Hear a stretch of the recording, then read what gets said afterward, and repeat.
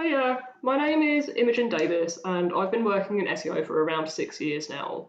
I'm currently an SEO account director at Found, which is a digital growth agency specialising in SEO, PPC, content, social and data and analytics. For this talk I really want to discuss a topic that I feel is very underrated in SEO, and that's internal linking.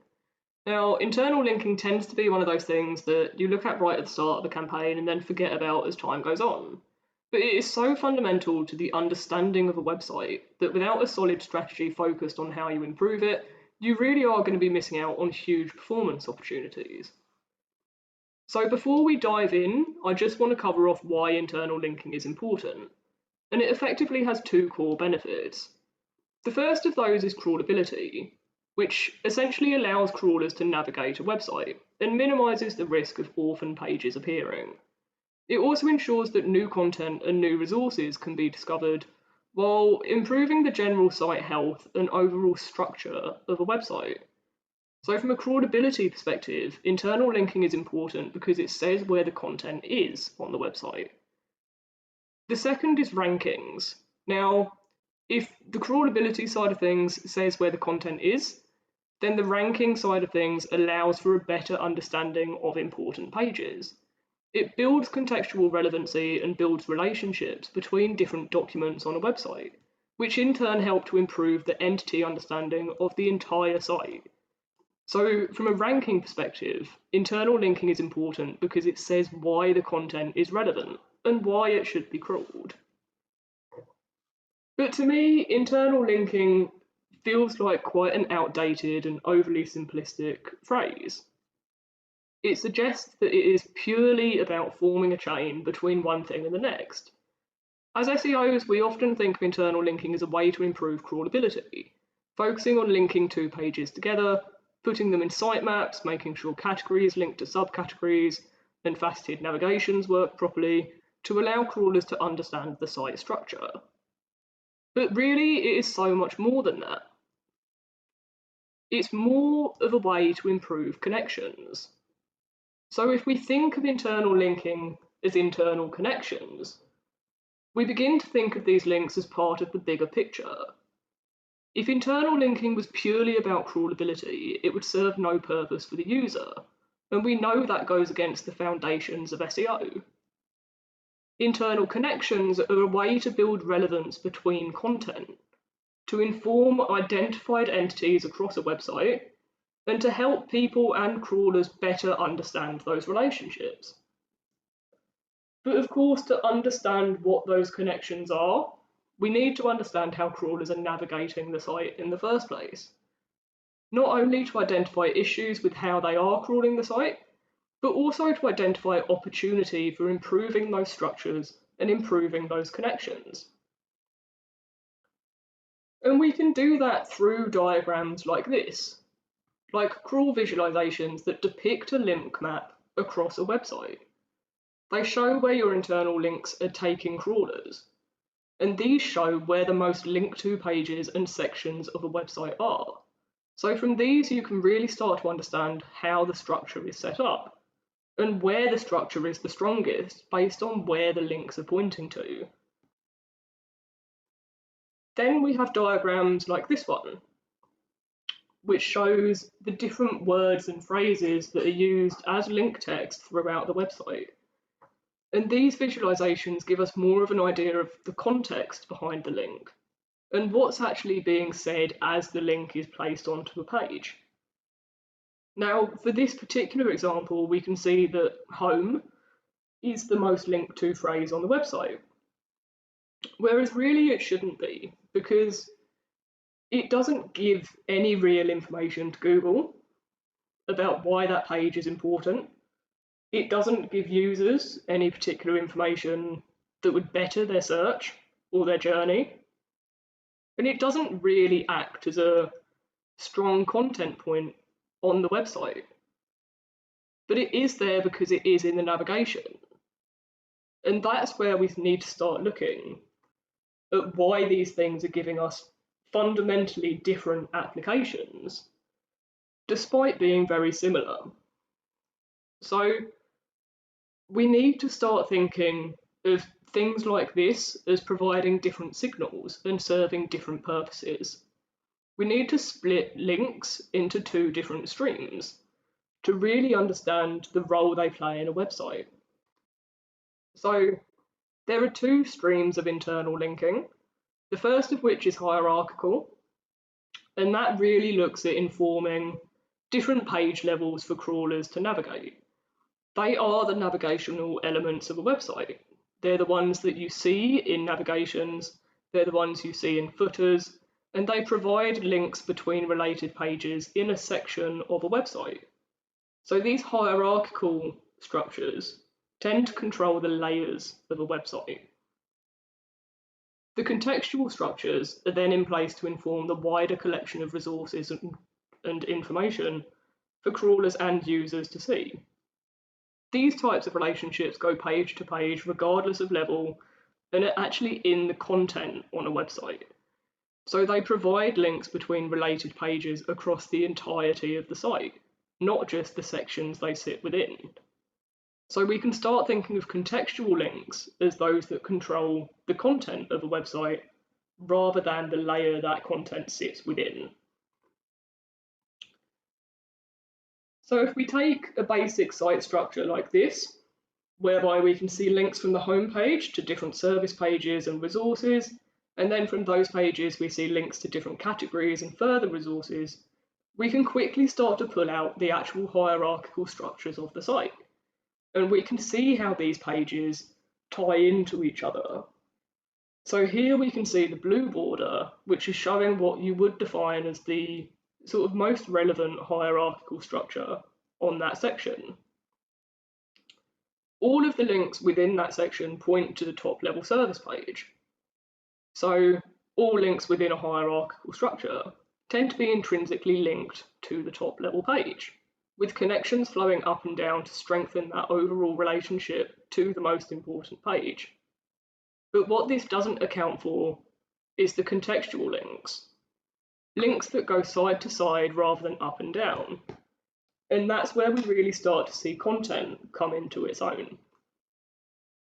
So we know that Google understands the setting in which a link is placed, with the content around a link acting as a context identifier to provide further information about the relevance of that link between the two pages. Here we can see an example that Bill Slawski had in his write-up of the ranking based on reference contexts patent that Google published a few years back now. And this is all about Google's understanding of the text surrounding a link, both before and after it, to really understand what the relevancy of that link is. Now, this particular example is looking at how Google might use this patent to identify link spam, which speaks to external links rather than internal ones. But we can still use it to understand how Google might see internal links as well, and how Google uses the content surrounding them to build that relevancy. So that effectively means that by controlling the context of our internal links, we are really helping Google get better understanding of why the link to content should rank.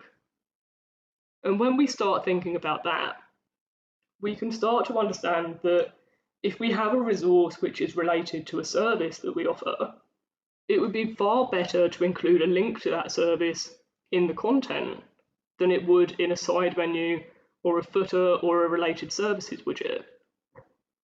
Because that content then provides more relevancy to the link, Google can pass that relevancy on to the link to page. So then it helps with the actual ranking of the link to page. Forming that sort of context comes from the content surrounding the link, rather than those links you see in navigation structures. So internal links do serve multiple purposes. It's the context of those links and what surrounds them that sets them apart from each other.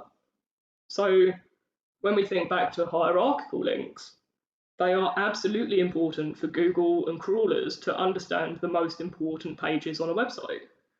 But the contextual structures behind those hierarchical links are what then get those pages ranking.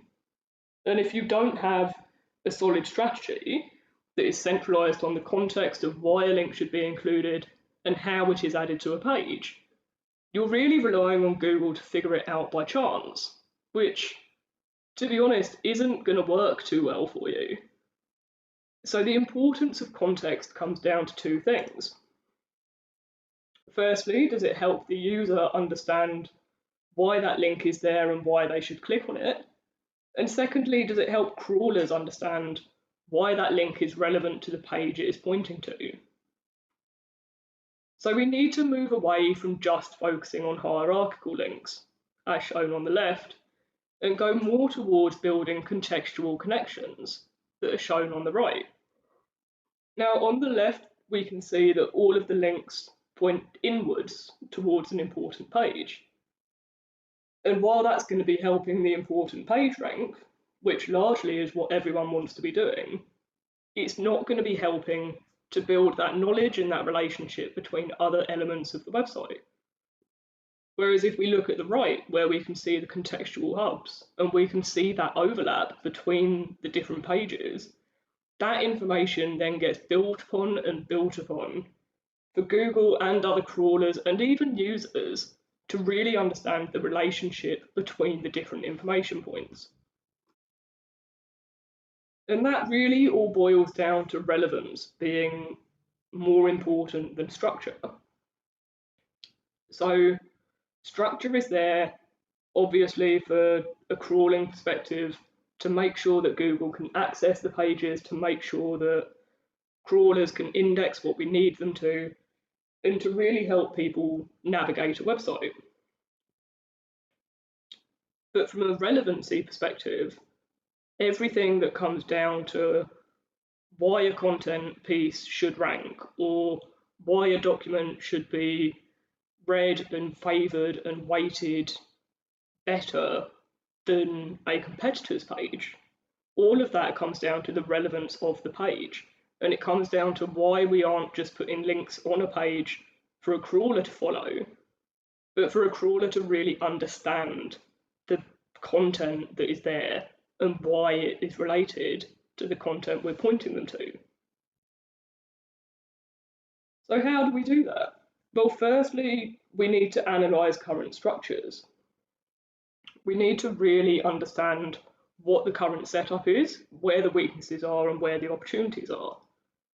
But we also need to assess our content, and we need to understand where links are included and where they point to, and how they appear on the page. But we also then need to look at related entities and how entities are assessed and defined across the website. And then we need to determine if these are correct and if we need to build on them at all.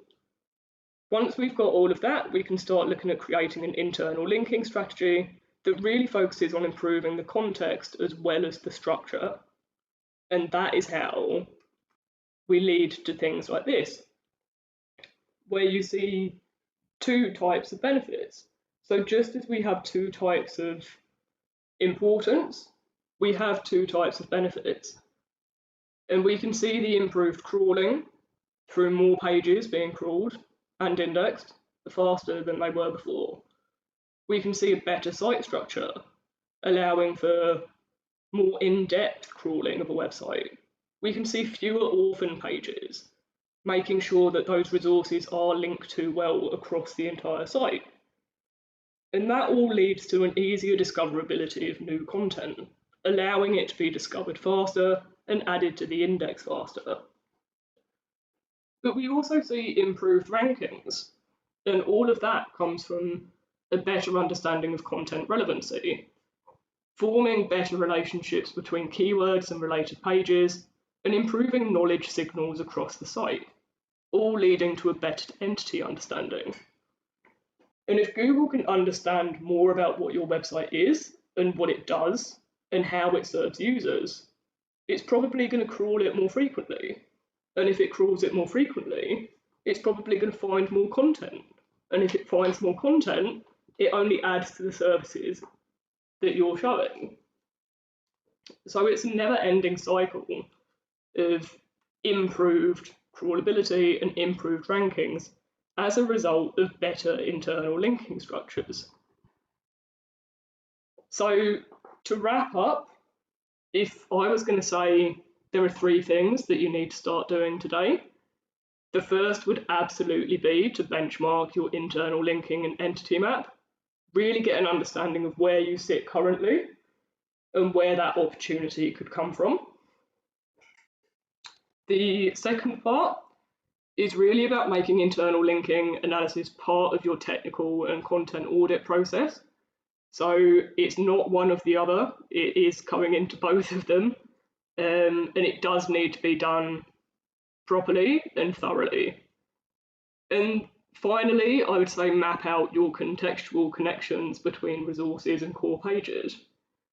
Really understand what those relationships are and how you can be applying those relationships to future content strategies and future landing pages to help build out those connections from day one. And as a bonus, you can always do the same for your competitors, because doing the same for your competitors means you can understand what the differences are between your site and their site and why they might be outranking you. Then you can turn that into a targeted keyword and content strategy and really start closing those gaps. And if you're ahead of them already, it's a great opportunity to get even further ahead.